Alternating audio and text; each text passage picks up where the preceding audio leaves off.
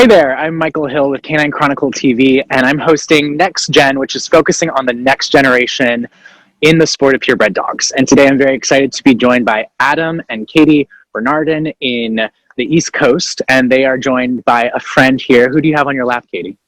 Guadalupe. Tell us where you found her. The night after Emily died, the Irish setter that he showed, we had gone out and we were about 3 miles from home. 4 miles from home. And she crossed the road and she had a broken pelvis. And in the pouring rain. In the pouring rain. It was October. It was freezing cold outside. We went into a ditch and got her, and she's never left. And I love that. She is the owner. Yep, she had a shattered pelvis. She used to have a tail. We had to get it taken off. But we think she's so like cute. Yeah, Kirk thinks she's like 2 or 3 by looking at her teeth. So I love that. Lives. Yes. So well, I'm glad she's joining us for this conversation today. Why don't we start off with, because you guys are both obviously dog lovers, how did you guys get started in purebred dogs and showing dogs specifically? And let's kind of talk about who might have been influential in that early years for you guys. Okay. I got into dogs from my grandma. She bred miniature schnauzers with Carol Garmaker in Nebraska, and she was also very heavily involved in obedience, and she trained dogs, but also bred schnauzers. And my mom and dad worked a lot when I was growing up. They both had full-time jobs, so I would go to grandma's house, and there are pictures of me sitting in sit-stays in the front yard with dogs. I went to dog shows on the back when I was a baby, and I just kind of got swallowed up in it. I showed my first dog when I was 7. It was the filler, but I could only do it if I got it ready, bathed it, so I'm on a stool. Right. And in her Mickey Mouse shirt. In my Mickey Mouse shirt, Winnie the Pooh jumpers. I love that. Then I wanted to do juniors, but the schnauzers were a lot of work, so my grandma got me a miniature dachshund. Robbie Lloyd was huge in just helping me learn about the breed, and Jeff and Lori Wilson, they both were, I worked for them when I was like 10 years old until 18. Wow. So Lori, passed now, but yeah. Did you know at that young age that you wanted to do this full time? Like, was it kind of like consistent from the beginning? No, if we were having puppies, I wanted to be in the box. I always wanted to go to grandma's after school to work on dogs. I used to trim stuffed animals all the time.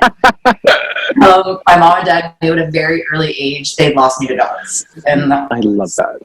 They kind of it was not up for discussion. I love that. How about you, Adam? How did you get started? I got into dogs through my half sister. I hadn't met my sister until I was about 7 years old.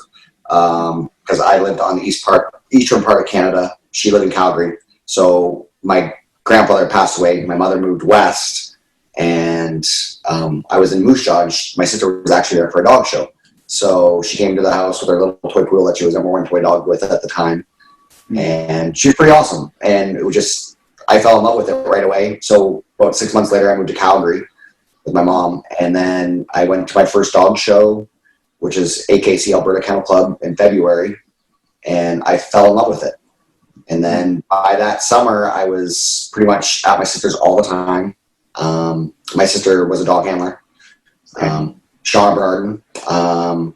She pretty much started me in dogs with everything. She was really big into grooming contests as well. She had won Inter Groom a couple times. She won Eurogroom. So she was an amazing trimmer of pretty much anything. So that was amazing. I was going to dog shows almost every weekend. If I wasn't at school, I was at the grooming shop, learning how to do things. I was youngest certified master groomer at 11 or 12 years old. Wow. Which I had no business doing, but my sister threw me into the deep end. I remember trimming a toy poodle in a Continental when I was like 12, and I hadn't done one before. Well, whatever. It was good. It was learning. Age is a number. Age is just a number. My sister, God love her, she just threw me to the deep end and pretty much figured it out. you know? Yeah, So yeah. when I was 14, I went to work for Will Alexander, and I was there until I came down here at 19. And I loved my time with Will. He's like my father still to this day. So yeah. I love that. Let's talk about, like, you know, once you guys went out on your own, what was that experience like when you were starting out? Like, you know, as an independent, kind of owning your own business individually and then now together, was it easy for you? Was it stressful? How did you feel about it at the start? I'm gonna start with this one. I worked for somebody that was a great teacher. Wasn't so easy when I first started. He made my life a little bit difficult. But at the end of the day, it made me try harder. It pushed me. It made me who I am. I was young. Robin Novak was actually the one that kind of pushed me into becoming a dog handler. At the time, I did. I didn't think I was ready. And she said, why aren't you ready? You can show pretty much anything. You can do a lot of stuff that most people can't. You should really try to do that. And so I did. And luckily, I had clients that were willing to give me dogs when I was 22 years old. Wow. I had some people that were behind me that, you know, I had spent my life from 8 years old pretty much going to dog shows every weekend. So it's not that I wasn't prepared. I just was mentally, I didn't think I was ready. But, you know, I had a little bit of a hard upbringing in a lot of ways, just personal stuff. And it made me more of an adult than I really was at 20, 22. And then I had some great people kind of just push me along the way. You know, I was really lucky to get Emily when I was like 25, and a wonderful woman that paid for her. You know, it was just things happen for a reason. Like I've said that all along to Katie. You know, we talk about it all the time. Everything happens for a reason. You might not know it. I remember showing a dog that I was really excited about, owned by a very high profile person. It didn't work out like 6 months into it. Next thing you know, Emily showed up at my doorstep. Like, it was just like things happen for a reason. There was a natural progression of things that, you know, I was really upset that this dog was going home. And then next thing you know, this amazing opportunity rolls around and presents itself. You know, I've been really lucky with some amazing clients that have taken chances on us when we were younger, you know, and we were blessed with great clients. It makes it easy to have a great business when you have great clients. So, especially, you know, in this industry, right? Yeah. What about you, Katie? What was your experience like? I had worked for somebody when I moved out to Pennsylvania in 2004. I worked for Andrew Doyle, and he suddenly passed away after 5 years of me being there. And it just kind of, I mean, my world stopped for like a couple of months, and I didn't really know what to do. My parents were pushing me to go home. My friends were pushing me to do this. I didn't know if I was ready. And a lot of the people that we had showed dogs for, I moved to their house. I lived there for a while. And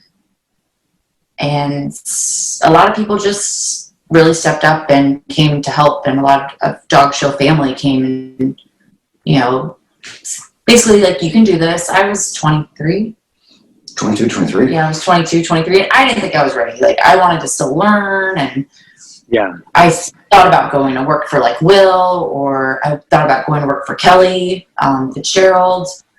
But at the end of the day, I wanted to try and Put yourself out there.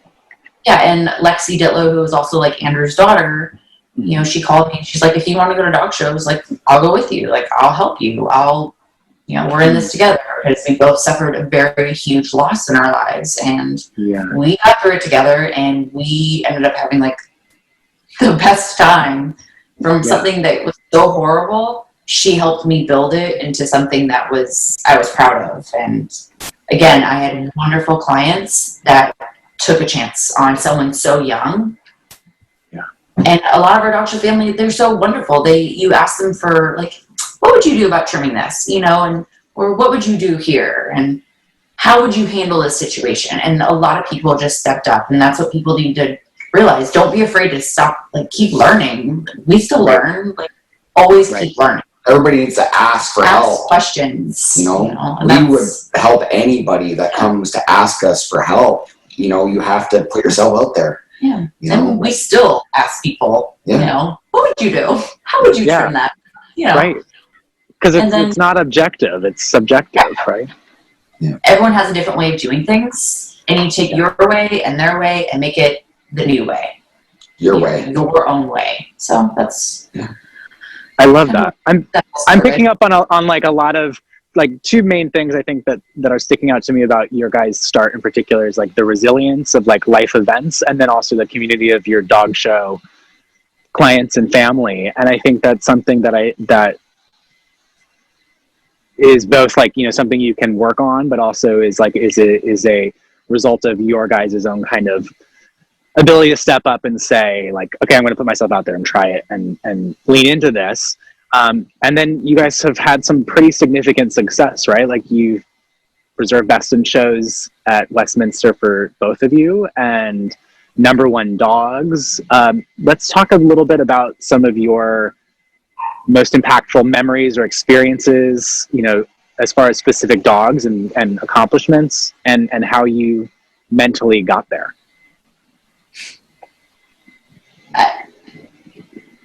Had a lot of really wonderful dogs over the years, and I've learned a lot. Every dog has taught you something. Every dog has been there on your bed or just have gotten you through so much. And Yeah. I mean, for me, Ty is a huge part of my life. I mean, Ty's still... He's on the floor. He's on the floor. You can't really see him. He's passed out. He's passed out. You know, Ty still comes to my house, and I call his mom, can Ty come over and play? And Ty comes and stays for 2 weeks. But Ty changed how I had to grow up with Ty. You know, I learned a lot of very hard lessons. I was also kept in a very tight bubble, which was thanks to my husband and Kelly. Yeah.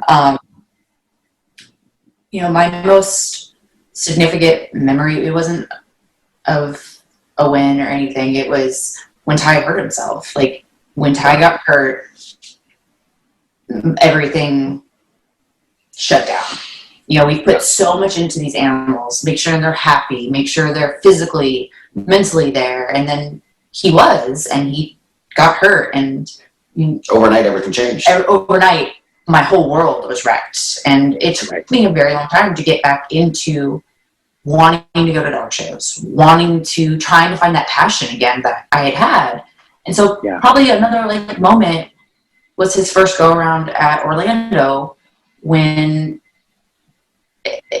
still we didn't know if he'd walk. Like, we just didn't know. We knew he was sound. We knew he was sound, but it's a lot of pressure to put on that environment, you know, being on a grooming table. Like, you know, if it wasn't for, like, that whole situation that day was, if it wasn't for Jen and Kelly and her dad flying in and all the people that were around us to make that happen, you know, like, that dog, it took a team of people to make it all happen. You know, it's just not us. It's, you know, amazing owners. You know, Sandy Nordstrom, everything she did for us. Carol Mann, how ways she dealt with that. Kelly kept us all grounded. You know, it's our best friend, but she was there for everything whenever we needed. You know, there was days where Kelly and I would talk at 6 o'clock in the morning, you know, on a Monday morning. All right, what did what, where, what do we need to do, plan our schedule. And, like, Kate was oblivious to all of this. You know, Kelly and I were making this plan the whole time. And she just like, where am I going this week? You know?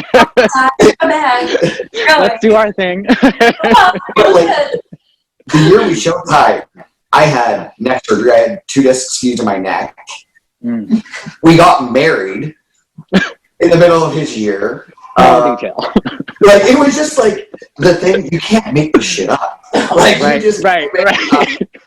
You know, it was a stressful year. I got on a plane like 10 days after I had neck surgery to go trim him in Wisconsin. Like I was flying home to Calgary. I stopped in Wisconsin just to go trim him.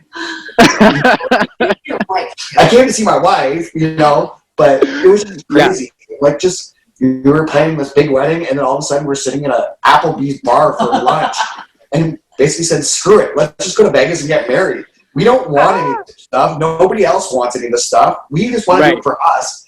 And it was the best wedding. We had 35 people there. It was all the people that we wanted there.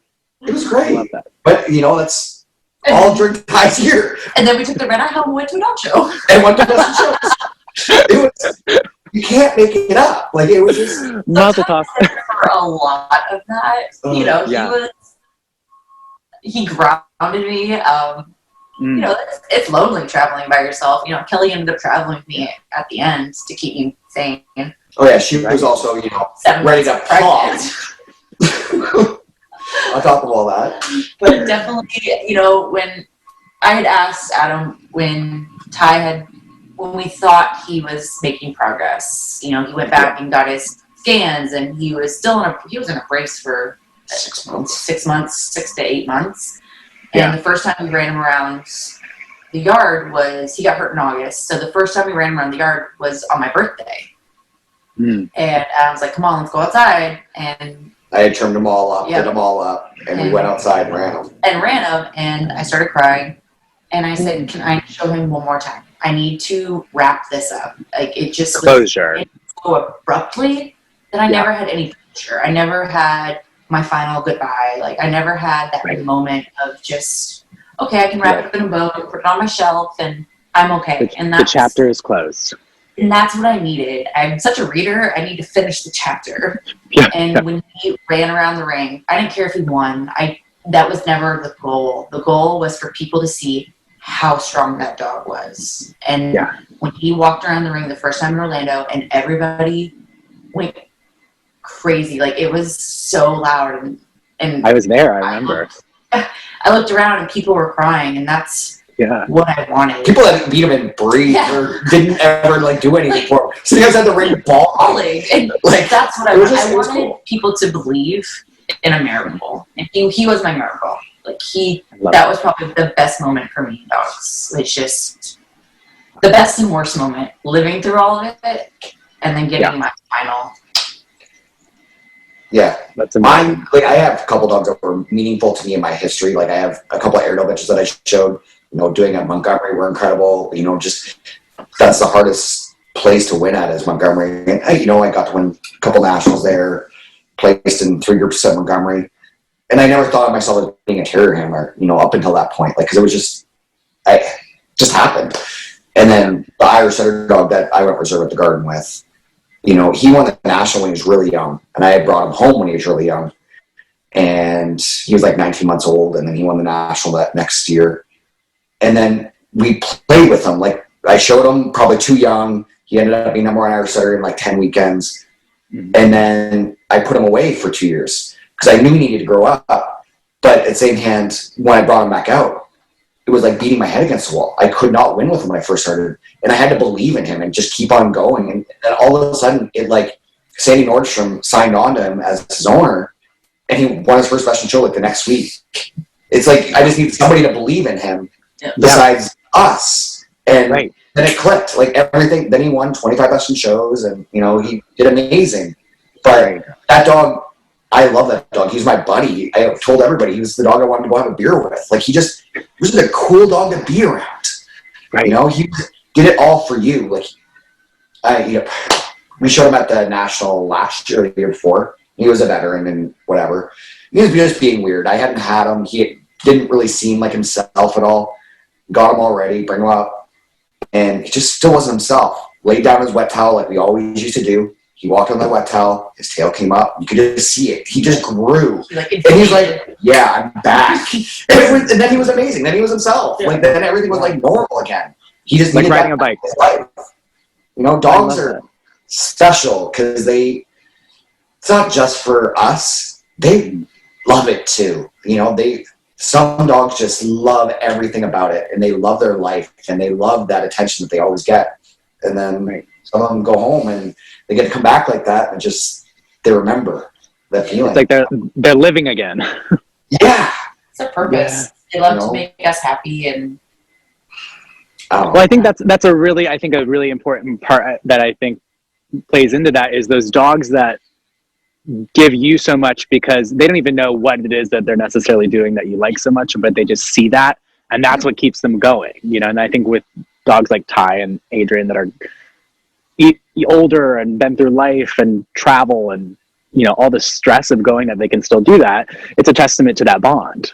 Yeah. And I think that's a good thing for people who might not be in the sport of dogs to recognize, is that, like, just because you see on the video when the dog is standing still, it might not look like it's having as much fun as the dog in the agility competition, but that's because its performance right there is to stand still. And then outside of that, the dog is living in your, you know, in bed and is your house pet and running around the yard and just happy to be on that adventure with you. And like, how cool that your dog can go to work with you every day. Exactly. It's amazing. You know, it's the hardest. I tell kids all the time, like, are you sure you want to do this? Like, we've had a couple kids that are, one's now becoming a handler, one became a handler a couple of years ago, that we're really close with. And we tell them all the time, are you sure you want to do this? Because it's a really hard life. You have to love it, and you have to love the dogs. Because that's what will get you through every day of the bad days, when you drive 26 hours and all you want to do is come home and sleep on the couch with your pets. Those are the things that'll get you through. It's not the winning. It's not the money. That's all great and fine. The dogs are what get us through. Right. The love that we have for the animals, that's going to get you through the days where your clients are up your butt and being nothing but difficult. Mm-hmm. The dogs will get you through. You know, love that. Speaking of the people who have worked with you guys, let's talk a little bit about that, about how you've been involved with younger people working for you, and your kind of thoughts on how to carry this sport and this passion to more and new faces. The sport's in a hard place because a lot of younger people, you know, we're not old by any means, but like the kids that are still in juniors, you know, I want to see them, and there's a handful of them that are not this, but a lot of them just want to be superstars. You know, I was going to dog shows all the time when I was 8, 9 years old, doing whatever I was told. You know, I'd go to the grooming shop on a Saturday night, and I'd be in there banning toy poodle heads until midnight, you know, giving them baths and doing all that stuff. You know, like, you have to want to do it. And I was completely thrilled with doing that stuff. A lot of these kids, they just want to go show and win. It's not what it's about. You know, there's so much more to the sport than just that. You know, we've had a lot of really great kids work for us, and the ones that stick around are the ones that have the same values we do. You know, they want to work hard. A lot of them came from shitty childhoods in some regard. You know, they need this. You know, Jen, that's worked for us for 6 years, she came because she needed to get away from her life. You know, she wasn't a kid. She was 19 when she came to work for us, but she's amazing. You know, she's everything the sport, you know, exudes. Like, you need to love the dogs. She loves making them beautiful. That's huge. You know, Freddie, that kid that's in Brazil, that we would love nothing more than to be able to get him here on his work visa. You know, he came for 6 months and had to go back. He exudes everything the sport needs. He's so excited. Like, he'll work with dogs outside, and, you know, you see him just taking a dog outside just because he wants to be out there and wants to be with them. You know, he never says no. Yeah. He does whatever you ask him to do. He'll do it with enthusiasm. He might hate it, but he'll do it because he loves what he does. You know, you have to dig deep, you know, and that's the end of a 4-day weekend when you're showing 30 dogs, you have to dig deep, because you can't quit, because you're asking them to still run around a ring and do their job. So you have to dig deep. And I remember there were some days Lexi and I would be driving home, and we'd have to, like, stop and, like, walk around because we were so tired. But both be like, okay, let's go. We got this. On to the next. Right. It's better when you can do it with somebody that you love and you can kind of lean on each other. And that's, you know, Lexi and I did that. Jen and Adam did that. And then when we all got together, we all worked as a team. And, you know, I've just trying to make that team work with some really A-type women that are, but, you know, everybody loves each other now. Like, everything worked out. But, you know, when you're asking earlier about bringing the setups together and how it all worked out, that in itself was difficult in a lot of ways. Jen was very protective of me, you know, and, like, so Kate's now in her life too, and you know, she's like my little sister, and like her defender, and it was just very, like, oh my god, funny at the time when it all worked out. But you know, everybody loves each other now. Like we're all a big family. But at the beginning, it was a little tight and testy. And Kate and I are trying to put out fires constantly. But again, I would say for like juniors, do not be afraid to just walk up to a handler when they're not busy, you know, and just ask for help. Ask if you can hang around the setup and watch them trim dogs, or do you need help holding dogs, or just go. I've had like little kids come up and say, I want to learn how to show. Go watch Rissa show Dobermans. I still do. I love watching Rissa show Dobermans. Yes. Me too. Cause show Poodle. Go watch Yes. David show Pekinese. You know, go watch the people that have made a mark on the sport and just watch them. The biggest thing you can do is watch and ask questions. You'll learn why they're so amazing. You spend an hour watching them. You'll know why they are at the level they are, because they are amazing to watch. You know, they make it everything so smooth and easy. You know, mechanics are different in a bunch of different breeds. You know, watching Jimmy show a German Shepherd is incredible.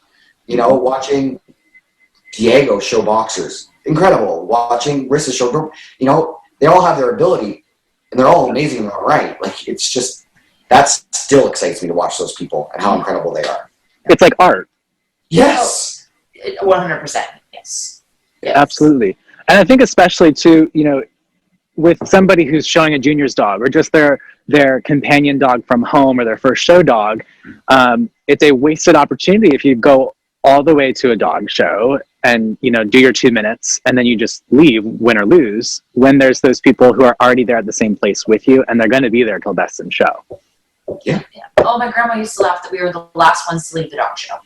Grandma would be like, hey, you have to go to school. And I'm, you know, I have to do the best. I'd be helping Jeff and Laurie load, or I'd be watching other people show dogs, or just helping. And she's like, we got to go. Like, it is time to leave. And she always used to laugh. Like, we were always the last ones to leave the dog show. You know, I'd show in juniors, and then I'd be off the rest of the day in other people's setups, you know, just doing whatever. There's a lot of great dog people to learn from, you know, and there's, you know, the last couple months we've heard a lot of bad stuff come out of different places. At the end of the day, they're not bad people. You know, there's a lot of amazing people in this that want to help and want to teach everybody. You know, there's not too many handlers I know that are truly great at this that aren't willing to sit and teach people. Yeah. You know, everyone wants to help. Everyone wants to make sure the sport continues. Mm-hmm. Everybody wants to help. You ask anybody, you know, I'd be more than happy to help. And I think the same thing goes for breeders as well. I think that's another thing is you see people who might be new to a breed and they're excited, but they also feel like they have to like work against somebody who's established. Whereas most people who love their breed and have been in it for 50 years would want nothing more than to help mentor you and guide the next generation of breeders. Keep their breed going. Breed forever. You know, they need someone else to continue breeding, and that's, you know, I don't do a lot of breeding. He breeds for funds, but you know, it's all about thinking ahead, thinking to the next one you want to make. What do you want better? You know, and that's, he asks mentors, he talks to other breeders, you know, what do you want to offer to the breed to make it a better breed? And that's we'll all have our own vision for what we see, but you have to learn the basics from somebody else. You have to learn something from somebody. You know, you get something from everybody. People love their breed enough that, you know, you could probably talk to them on the phone for an hour and just learn so much. But pedigrees, what dogs in the past looked like, what's worked, what hasn't, health issues, that goes on and on. Yes. Oh, yes. So I want to now talk, wrapping up with a little bit more about you guys specifically, now that you have had your Vegas wedding and here you are during a unique year, to say the least. What strategies have you found to help that balance of working relationship and personal relationship sustain itself? And also I want you guys to elaborate on maybe what would you say the other's biggest strength is for what they do professionally. Talking to each other. That is my number one thing. Date night. Yeah. Is always a very important thing. Stop and take time for each other. Turn our phones off. Nobody wants to kick his butt more in the ring than me. Like, we are so competitive. Like, we're really competitive. We don't play card games because we're competitive. Like, I don't want to golf with him because I'm not as good as him. So it's very, it is hard at times, but we're both very competitive with each other. Yes. But I truly believe that's what makes us better, because we push each other so hard. And like every once in a while, like we'll have 2 dogs in one group that like clients are like, how does that work? How can you make both dogs priority? Well, one's hers, one's mine, and we both want to kick each other's ass. Yeah, no one wants to beat him more than me. So this is good for your dog. As long as we're winning, we're both happy. Yeah. You know, but when we're in there, we've gone at like first and second, and I'm like next time, like, you will pay for this later. Like, right. I'm gonna need a break from you for a minute. I'm gonna go sit in the front of the truck. You go in the back of the truck. Putting us first is most important, though. Like that, at the end of the day, us is most important. It's before our clients, before anything else. Our relationship is most important for us. You know, that you have to make the time for it. Yeah. You know, we try to make sure to go on vacation at least once a year, just to get away from everything else. You know what? What happened at the beginning of the year? COVID. You got to live with the person that you're married to, and it's not just based on dog shows, or it's not just based on your home life. Like, right. It was almost hard going back to dog shows. It was almost hard going back. Everybody was having all this, like, oh my God, spending all this time with each other at home. For us, it was the opposite. Because then we were being pulled in 20 different directions. Yeah. Instead of just the 2 of us. Yeah. Where we were so happy to be together. Yeah. And then all of a sudden we're at the dog shows, and we're like, I wouldn't see him all day, and I'd be like, oh, so how was your day? Yeah. I'd be like, he's like, I'm making dinner. I was like, well, I'm gonna go feed dogs. So then it's 10 o'clock at night, and we barely said 3 words to each other because we've been so busy. So it was hard that first couple weeks to get back into that swing of trying to figure out what our relationship was kind of like before and making it work versus, because we had never gone more than a month without going to a dog show since we were 10 years old.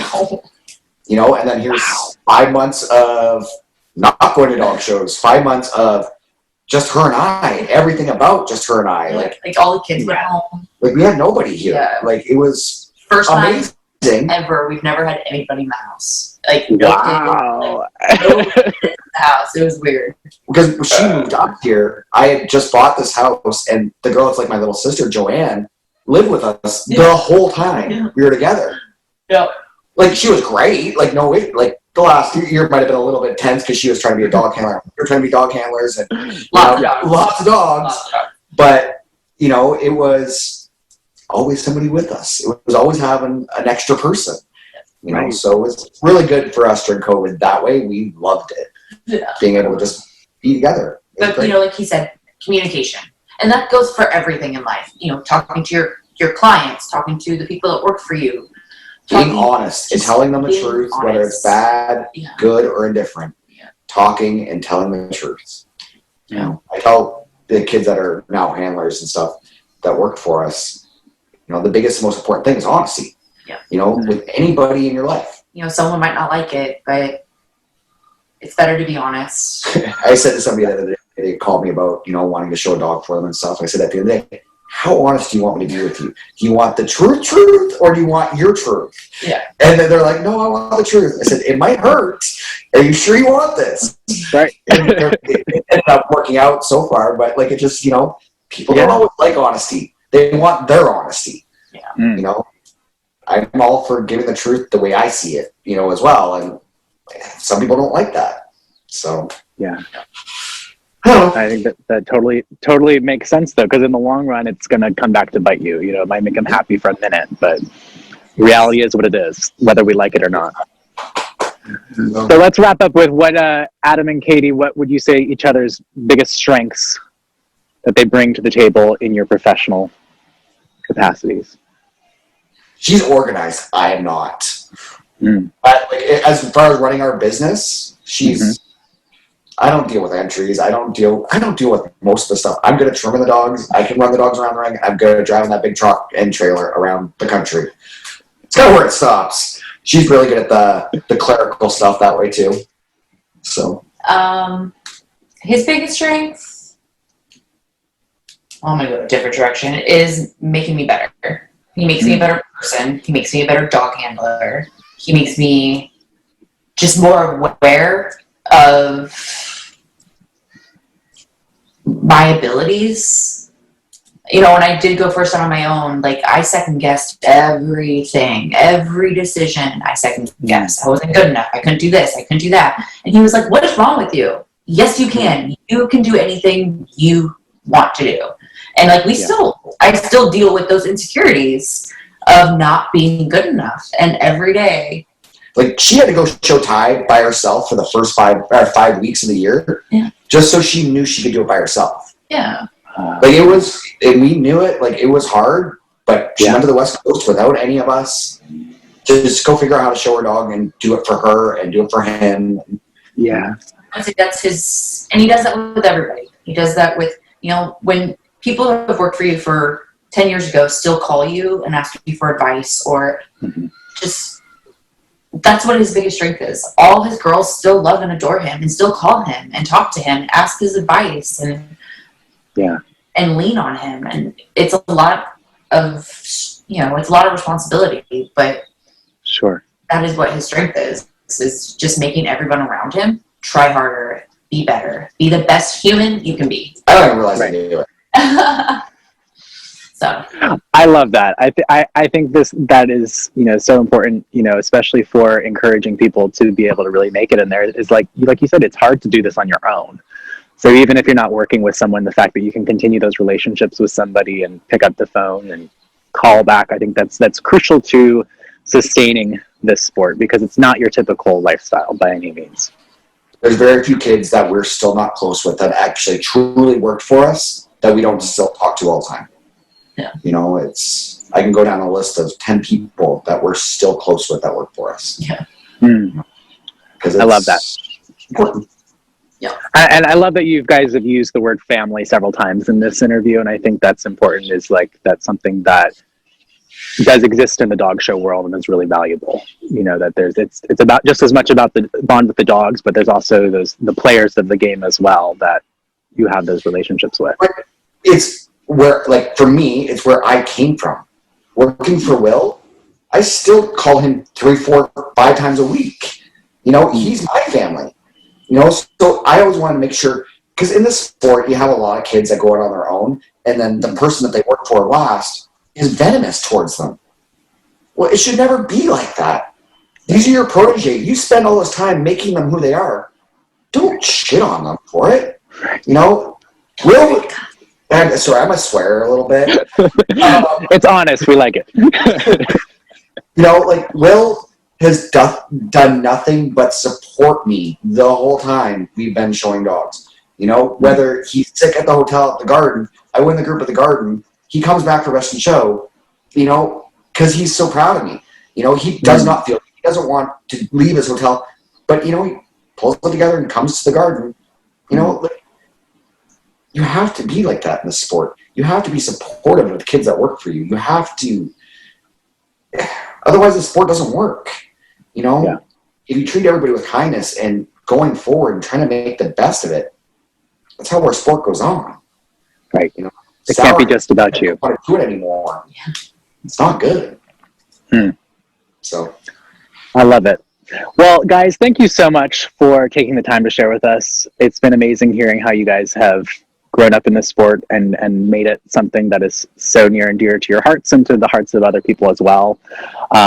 You know, and I think that's kind of, like you said, that's what keeps the sport going to the next generation. So thank you again. This is Michael Hill with Next Generation for Canine Chronicle TV with Adam and Katie